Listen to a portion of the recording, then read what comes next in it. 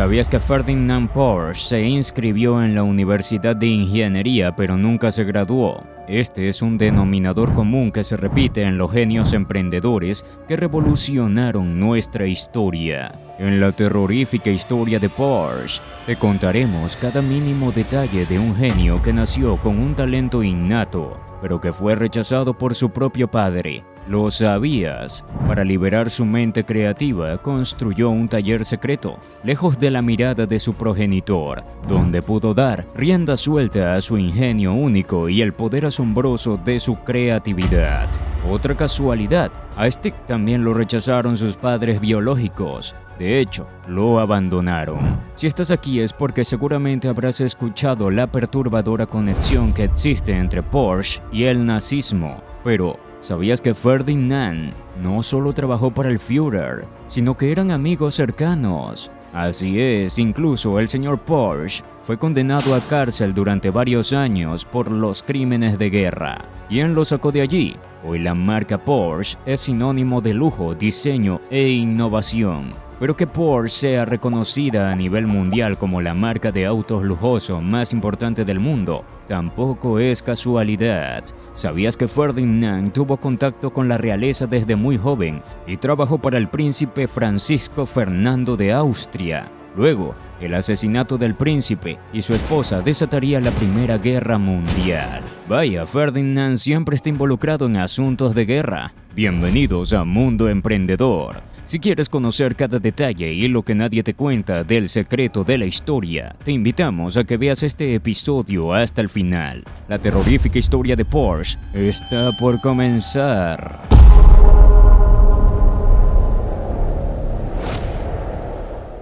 La marca Porsche se dio a la luz en Manfersdorf, al norte de la República Checa, en el año de gracia de 1875. ¿Por qué? Porque allí nació su creador. Ferdinand se crió en el seno de una familia humilde, hijo de Anton Porsche, un fontanero trabajador, y de Anna Porsche, su esposa amada y el alma del hogar. Después de sus primeros días, Ferdinand demostró una curiosidad poco común por el funcionamiento del mundo que lo rodeaba, especialmente por la magia de la electricidad, siendo así que a la temprana edad de 13 años, Ferdinand ya había instalado un ingenioso sistema de timbres eléctricos en su hogar y realizaba las reparaciones eléctricas de su casa sin ayuda alguna. Estas increíbles y tempranas habilidades demostraban claramente el enorme potencial que le aguardaba en el futuro. La falta de interés del padre sobre los gustos y la pasión de su hijo llevó a que el chico sea muy solitario. Probablemente con la complicidad de su madre, Ferdinand instaló un taller secreto en el sótano de su casa y pasaba allí horas bajo la luz de una lámpara. Estuvo experimentando y dejando libre el poder de su creatividad hasta la edad de 18 años. La extraña relación que tuvo Ferdinand con su padre tal vez haya dejado un vacío, pero como todos sabemos, eso no fue un impedimento para que construya su imperio. A los 18 años consiguió empleo en una empresa eléctrica en Viena, mientras que al mismo tiempo se matriculó para estudiar ingeniería en la universidad. Eran épocas donde el entusiasmo de un nuevo siglo se palpaba en las calles. Eran épocas donde Ferdinand, para ese entonces en 1896, mientras trabajaba en Viena, inventaba y patentaba el motor de cubo de rueda con apenas 21 años. Esto demostraba que todo el potencial del joven no eran simples promesas. Con tan solo 21 años ya comenzaba su revolución con un motor eléctrico que se instalaba en el eje de los autos.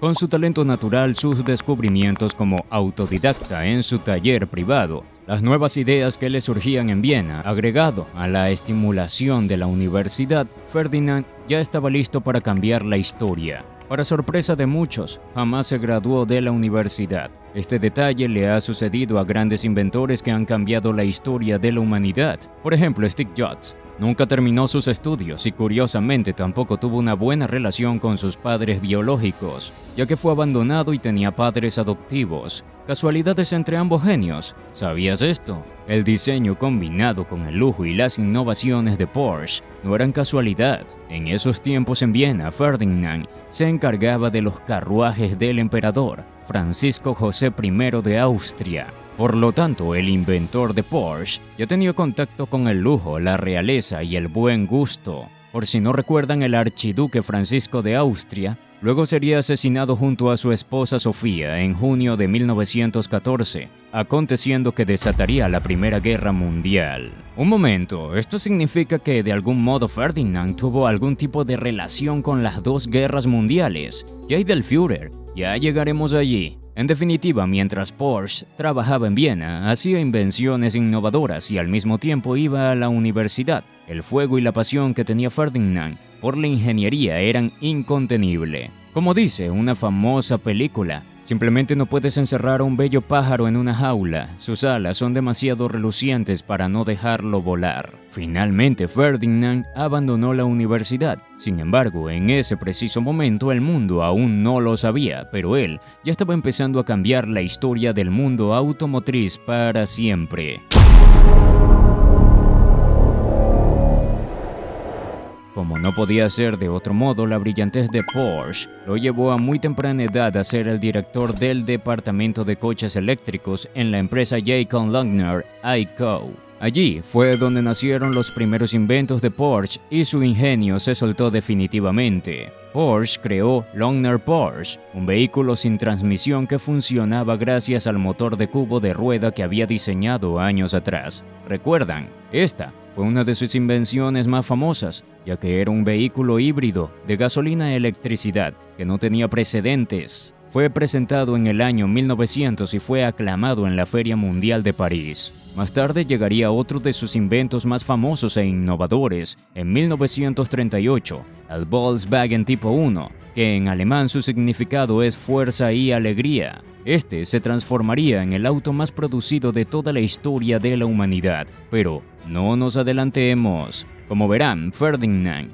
no perdía el tiempo. Desde muy temprano comenzaba a trazar los primeros surcos de su legado. Y en lo personal, tampoco le iba nada mal a Porsche. Tras sus primeros grandes inventos, seguían los tiempos de gloria para Ferdinand. 3 años después de presentar su creación en Francia, un nuevo capítulo se abrió en su vida al contraer matrimonio en 1903 con Aloysia Johanna Caes, unión que dio como resultado sus retoños Louis y Ferry. La senda de Ferdinand se cruzó con la empresa Austro-Daimler Company, donde trabajó durante 17 años. Bajo su dirección surgieron las primeras limusinas de alto rendimiento, esculpidas en las líneas de la velocidad misma. Desde camiones hasta trenes, su visión trascendió los límites de lo ordinario, trazando el camino del futuro sobre rieles y carreteras. En su papel como diseñador jefe en Austro-Daimler, nuestro protagonista introdujo innovaciones significativas en el mundo del automovilismo. Aunque los autos de la compañía ya estaban presentes en las carreras, Porsche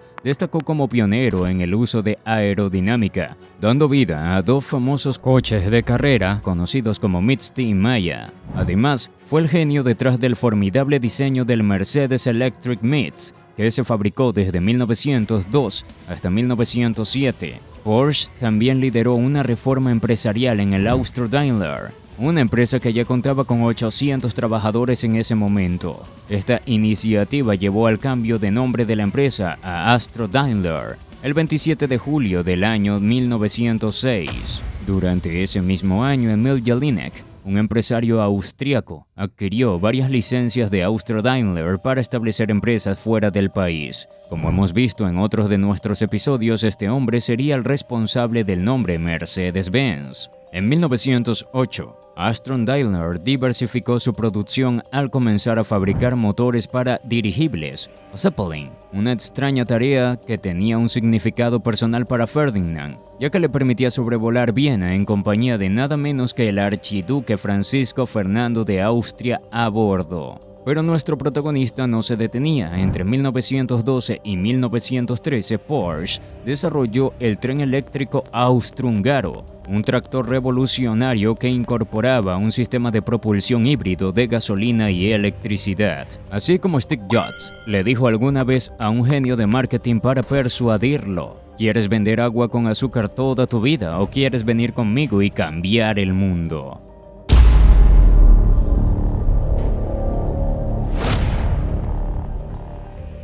Una vez cumplido su ciclo en Austro-Daimler, Ferdinand dio rienda suelta a su espíritu emprendedor y fundó su propia empresa en Stuttgart. Allí sus manos hábiles seguirían creando y marcando el rumbo del progreso. Para 1933, Ferdinand ya había inscrito su nombre en las páginas de la historia con el legendario Author Jr. de 16 cilindros, quien sería el pionero de los diseños que guiarían a la creación de la Fórmula 1 en las décadas posteriores. Pero el destino cruel tenía cartas muy duras para jugar. Con la llegada de la Segunda Guerra Mundial, irónicamente, fue lo que catapultó su fama. Encargado de una de las plantas de armamento más importantes, Porsche se convirtió en una figura influyente en el imperio austrohúngaro, llegando incluso a considerar otorgarle la nacionalidad checoslovaca. Posteriormente, en 1934, Adolf Hitler lo nacionalizó como ciudadano alemán. Antes de abrir su propia compañía en 1923 y siendo gerente técnico de Daimler Motoring Gesellschaft, fue el responsable de fabricar los primeros Mercedes-Benz.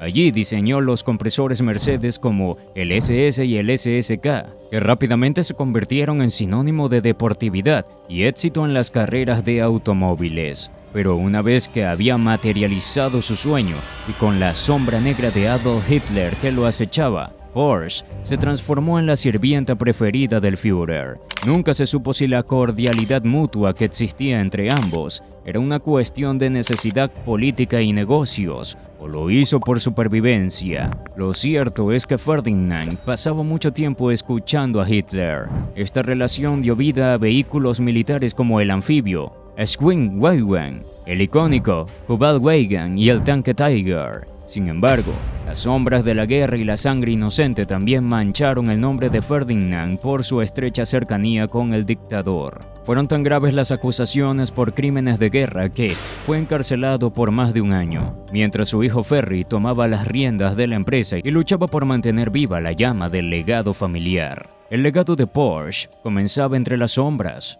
triunfos y desafíos. En 1934, su empresa firmó un contrato con la Organización Nacional de Industria Automotriz Alemana para desarrollar el Volkswagen Beetle. Finalmente, en 1938, por pedidos de Adolf Hitler, llegaba uno de sus inventos más famosos, el mítico Volkswagen Tipo 1, fabricado y diseñado desde cero por Ferdinand Porsche. Este histórico auto llegaba al mundo, se fabricó desde 1938 hasta el 2023, convirtiéndose en el auto más producido de la historia automotriz y uno de los más populares del mundo. Pero el estigma de la Segunda Guerra Mundial, Porsche afiliado al partido nazi, su arresto en Francia por crímenes de guerra y el declive económico después del conflicto bélico, sumieron a su empresa en la ruina total. Aunque nunca fue juzgado, su hijo Ferry se encargó de sacar a su padre de la cárcel y continuó con el legado Porsche. Las secuelas del conflicto y los vínculos militares con el nazismo casi aniquilan a Porsche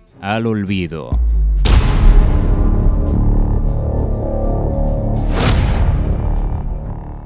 Pero tras liberar a Ferdinand, Ferry decidió comenzar de nuevo y producir su propio automóvil. Sería el primer auto que sale al mundo con la marca Porsche. En 1948, la empresa lanzó el Porsche 356, su primer vehículo bajo la insignia familiar. Este era un coche deportivo diseñado y construido en Austria, con un motor trasero. Su diseño se basaba en muchas de las tecnologías que Ferdinand había desarrollado previamente para el Volkswagen Beetle, y su éxito fue el resurgir milagroso de Porsche, y el legado no pararía jamás. De allí en adelante la gente relacionaría para siempre a la marca Porsche con automóviles de alta gama, lujo, realeza y buen gusto. Para ese entonces Ferdinand ya contaba con más de 70 años, por lo que Ferry asumió un papel cada vez más importante en la empresa. Finalmente Ferdinand muere en 1951, a los 75 años. Porsche continuó bajo dirección de Ferry, logrando de a poco desprenderse del lastre de su asociación con el régimen nazi.